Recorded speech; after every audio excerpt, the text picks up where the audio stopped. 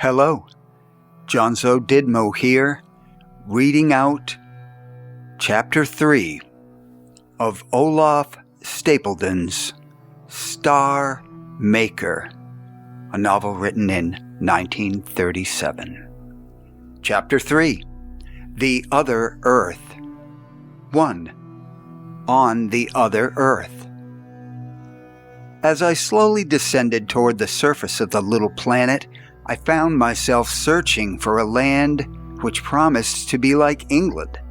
But no sooner did I realize what I was doing than I reminded myself that conditions here would be entirely different from terrestrial conditions, and that it was very unlikely that I should find intelligent beings at all. If such beings existed, they would probably be quite incomprehensible to me. Perhaps they would be huge spiders or creeping jellies. How could I hope ever to make contact with such monsters? After circling about at random for some time, over the filmy clouds and the forests, over the dappled plains and prairies, and the dazzling stretches of desert, I selected a maritime country in the temperate zone, a brilliantly green peninsula. When I had descended almost to the ground, I was amazed at the verdure of the countryside. Here, unmistakably, was vegetation similar to ours in essential character, but quite unfamiliar in detail. The fat or even bulbous leaves reminded me of our desert flora, but here the stems were lean and wiry. Perhaps the most striking character of this vegetation was its color, which was a vivid blue-green, like the color of vineyards that have been treated with copper salts. I was to discover later that the plants of this world had indeed learnt to protect themselves by means of copper sulfite from the microbes and the insect-like pests which formerly devastated this rather dry planet. I skimmed over a brilliant prairie scattered with Prussian blue bushes. The sky also attained a depth of blue quite unknown on Earth, save at great altitudes. There were a few low yet cirrus clouds, whose feathery character I took to be due to the tenuousness of the atmosphere. This was borne out by the fact that, though my descent had taken place in the forenoon of a summer's day, several stars managed to pierce the almost nocturnal sky. All exposed surfaces were very intensely illuminated. The shadows of the nearer bushes were nearly black. Some distant objects, rather like buildings but probably mere rocks, appeared to be blocked out in ebony and snow. Altogether, the landscape was one of unearthly and fantastical beauty. I glided with wingless flight over the surface of the planet, through glades, across tracts of fractured rock, along the banks of streams. Presently, I came to a wide region covered by neat parallel rows of fern-like plants, bearing masses of nuts on the lower surfaces of their leaves. It was almost impossible to believe that this vegetable regimentation had not been intelligently planned. Or could it, after all, be merely a natural phenomenon not known on my own planet?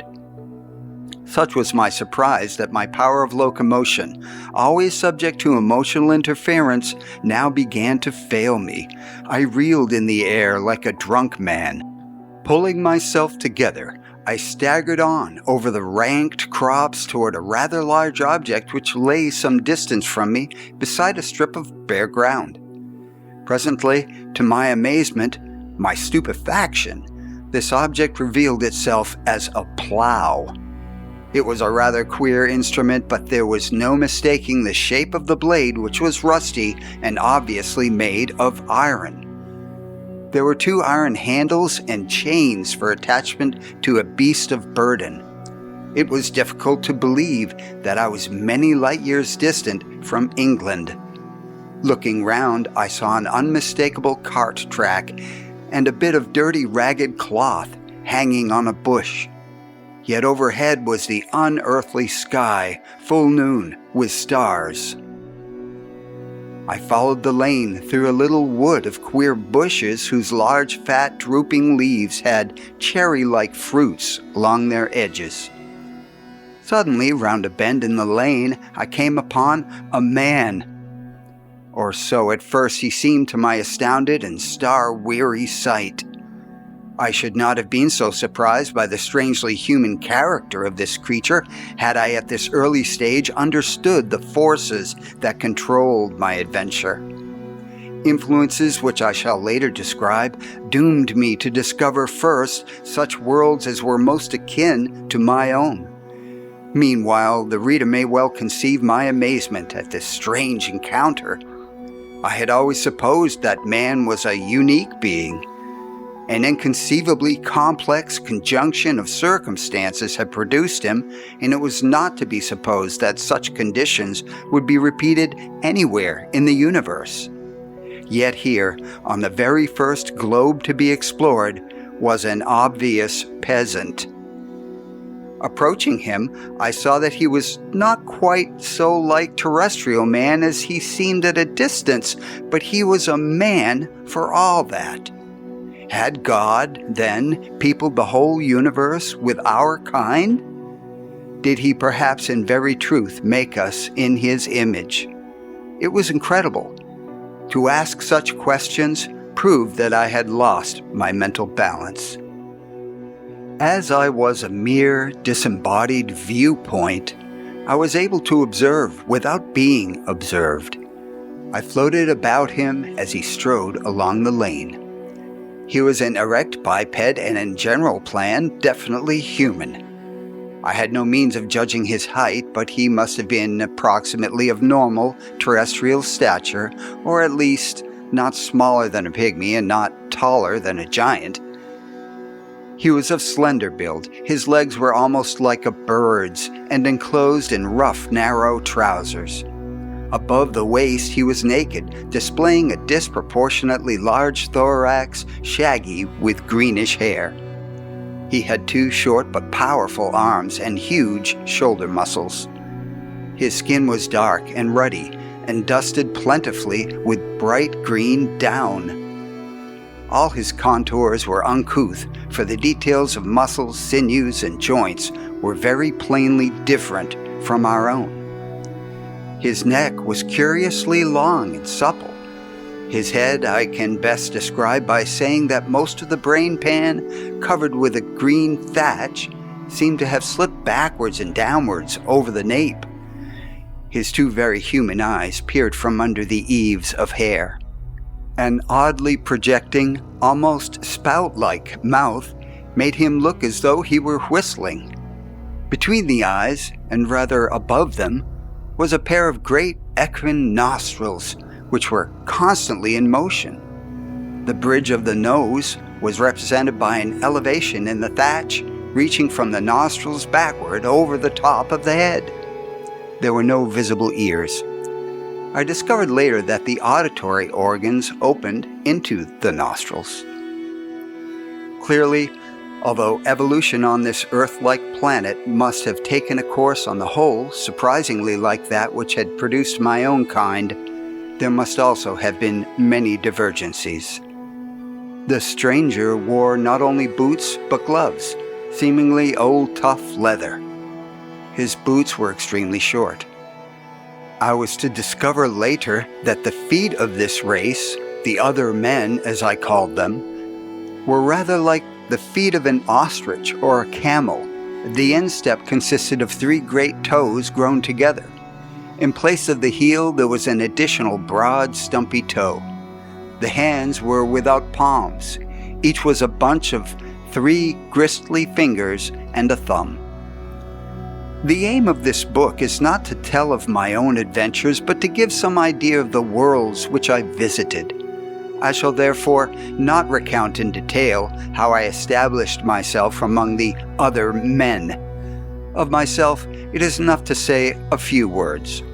When I had studied this agriculturalist for a while, I began to be strangely oppressed by his complete unawareness of myself. With painful clearness, I realized that the purpose of my pilgrimage was not merely scientific observation, but also the need to effect some kind of mental and spiritual traffic with other worlds for mutual enrichment and community. How should I ever be able to achieve this end unless I could find some means of communication? It was not until I had followed my companion to his home and had spent many days in that little circular stone house with roof of mudded wicker that I discovered the power of entering into his mind, of seeing through his eyes, sensing through all his sense organs, perceiving his world just as he perceived it, and following much of his thought and his emotional life.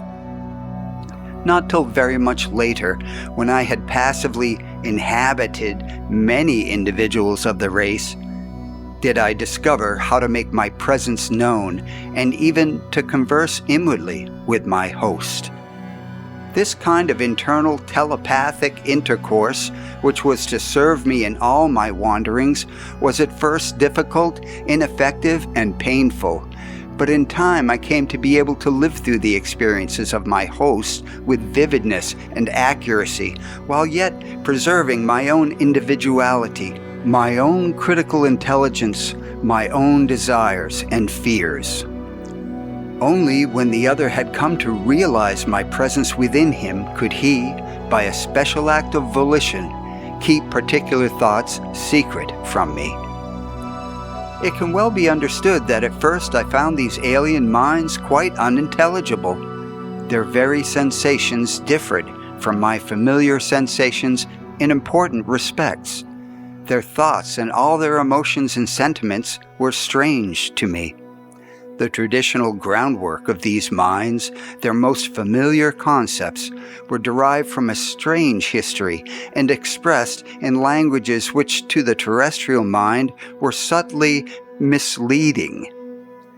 I spent on the other earth many other years, wandering from mind to mind and country to country, but I did not gain any clear understanding of the psychology of the other men and the significance of their history till I had encountered one of their philosophers, an aging but still vigorous man whose eccentric and unpalatable views had prevented him from attaining eminence. Most of my hosts, when they became aware of my presence within them, regarded me either as an evil spirit or as a divine messenger. The more sophisticated, however, assumed that I was a mere disease, a symptom of insanity in themselves. They therefore promptly applied to the local mental sanitation officer.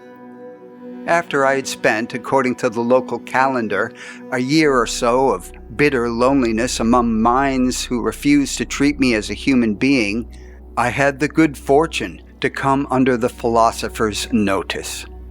One of my hosts, who complained of suffering from voices and visions of another world, appealed to the old man for help. Valtu, for such approximately was the philosopher's name, the two being pronounced more or less as in Welsh. Valtu effected a cure by merely inviting me to accept the hospitality of his own mind, where he said he would very gladly entertain me. It was with extravagant joy that I made contact at last with a being who recognized in me a human personality. All right, we'll break there. And we'll return for part 2 of Chapter 3 of Olaf Stapledon's Star Maker. Until then, this is Jonzo Didmo, thanking you for stopping by, listening, and for watching.